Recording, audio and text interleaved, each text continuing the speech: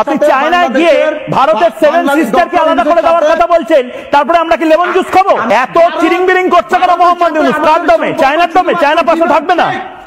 Chilli chicken চাউমিনের মতন বাংলাদেশকে চায়না খেয়ে নেবে, এটা বুঝতে পারছেন না? আপনার মাথায় আমি কমলা মেরে দেবো। আপনি কথা শুনেন, কথা শুনেন। আপনি শান্ত বাবুসোনা, এত রাগে না।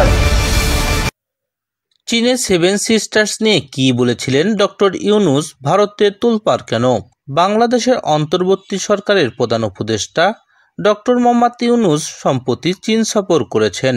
সফরে দেশটির রাষ্ট্রপ্রধান সহ নীতি নির্ধারক ও ব্যবসায়ীদের সঙ্গে সাক্ষাৎ করেছেন তিনি। এ সময় বাংলাদেশের অভ্যন্তরীণ বিভিন্ন বিষয়ের পাশাপাশি ভৌগোলিক নানা ইস্যু নিয়ে তিনি কথা বলেন।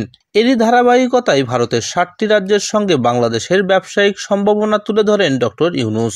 ইংরেজিতে দেওয়া বক্তব্যে তিনি বলেছিলেন, ভারতের পূর্ব অঞ্চলে অবস্থিত 7 সিস্টার্স নামে পরিচিত 7টি রাজ্য সম্পূর্ণরূপে ল্যান্ডকট অঞ্চল। সমুদ্রের কাছাকাছি পৌঁছানোর কোনো উপায় নেই তাদের। এই অঞ্চলের জন্য আমরাই সমুদ্রের একমাত্র অভিভাবক। তিনি আরও বলেন, বাণিজ্যের জন্য এটি একটি বিশাল সম্ভাবনার দ্বার উন্মোচন করে। সুতরাং এটি চীনের অর্থনীতির একটি সম্প্রসারণও হতে পারে। পণ্য তৈরি করা, উৎপাদন করা, বিপণন করা এবং তা আবার চীনে নিয়ে যাওয়া এবং বাকি বিশ্বে তা ছড়িয়ে দেওয়ার সুযোগ হতে পারে এখানে।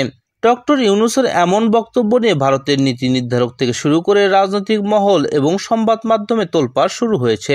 তারা বাংলাদেশের প্রধান উপদেষ্টার এমন বক্তব্য রীতিমতোই হতভম্ব। ভারতের শীর্ষ পর্যায়ে কেউ এটিকে হুমকি হিসেবে দেখছেন, কেউ বা এমন বক্তব্যই অবাক হয়েছেন। প্রধানমন্ত্রী নরেন্দ্র মোদীর অর্থনৈতিক উপদেষ্টা পরিষদের সদস্য সঞ্জীব সোনাল সামাজিক যোগাযোগ মাধ্যমে এক্সে লিখেছেন, ভারতের 7টি রাজ্য ল্যান্ডকট হওয়ার তাৎপর্য আসলে কি?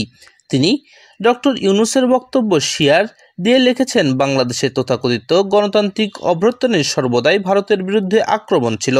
বাংলাদেশে নিযুক্ত ভারতের সাবেক হাই কমিশনার বিনয় সিকরি দেশটির সংবাদ মাধ্যম এএনআইকে দেওয়া সাক্ষাৎকারে প্রধান উপদেষ্টার এই বক্তব্যকে অবাক করা বলে অভিহিত করেছেন এবং নিন্দা জানিয়েছেন। একই সঙ্গে তিনি জোর দিয়ে বলেছেন, উত্তর পূর্বাঞ্চল ভারতের অবিচ্ছেদ্য অংশ, তাই ডক্টর ইউনূসের এ ধরনের বক্তব্য দেওয়ার কোনো অধিকার নেই।